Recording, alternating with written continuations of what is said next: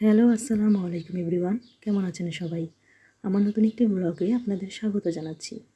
আজকে আমি আপনাদেরকে তৈরি করে দেখাবো অত্যন্ত সুস্বাদু মজাদার ঠান্ডা ঠান্ডা ইফতার আইটেমের অন্যতম একটি ডেজার্ট ফ্রুট কাস্টার্ড রেসিপি।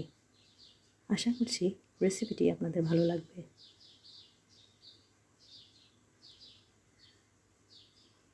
এই রেসিপিটি বানিয়ে খেলে ইফতারের সময় একদম কলিজাটা ঠান্ডা হয়ে যাবে এবং পুষ্টিগুণও থাকবে অটুট, সারাদিনের ক্লান্তি দূর করবে। তো চলুন শুরু করা যাক আজকের রেসিপি। প্রথমে এখানে আমি হাফ কাপ পরিমাণে লিকুইড দুধ আগে থেকে জাল করে ঠান্ডা করে নিয়েছি। এখন এই দুধের মধ্যেই আমি 2 টেবিল চামচ পরিমাণে কাস্টার্ড পাউডার মিশিয়ে নিব।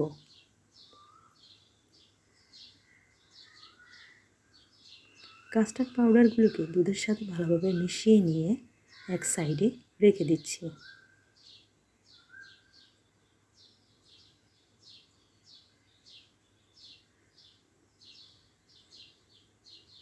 এখন আমি চুলাতে একটি পাত্রে বসিয়ে দিলাম 1 লিটার পরিমাণ লিকুইড দুধ।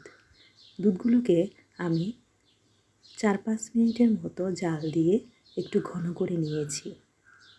1 লিটার দুধকে আমি হাফ লিটারে নিয়ে এসেছি। এখন তার মধ্যে দিয়ে দিলাম চিনি হাফ কাপ পরিমাণে। আপনারা আপনাদের পছন্দ অনুযায়ী মিষ্টিটা বাড়িয়ে অথবা কমিয়ে নিতে পারেন, কেননা কাস্টার্ডে এমনিতেও একটু চিনি মিক্স করা থাকে। চিনির সাথে দুধটা গলে যাওয়ার পর এখন আমি আগে থেকে তৈরি করে রাখা দুধ এবং কাস্টার্ডের মিশ্রণটি ঢেলে দিচ্ছি চুলার পাত্রের মধ্যে। এখন ভালোভাবে নেড়েচেড়ে সবগুলো উপকরণকে মিশিয়ে নিচ্ছি। জাল দিয়ে নিব প্রায় 3-4 মিনিটের মতো। চুলার আঁচ এই পর্যায়ে মিডিয়াম টু লো হিটে থাকবে। যখন কাস্টার্ডের মিশ্রণটি মেশাবো তখন অটোমেটিকলি এগুলো একটু জমে আসবে এবং ঠিক হয়ে আসবে। এই পর্যায়ে অনবরত নাড়তে হবে, নাড়াচাড়া বন্ধ করা যাবে না। দেখতেই পাচ্ছেন আমার এই কাস্টার্ডের মিশ্রণটি জমে আসছে।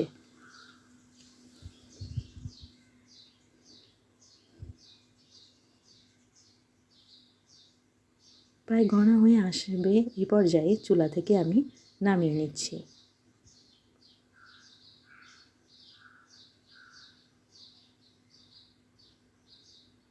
দেখতে পাচ্ছেন এর থিকনেস কেমন হবে। চুলা থেকে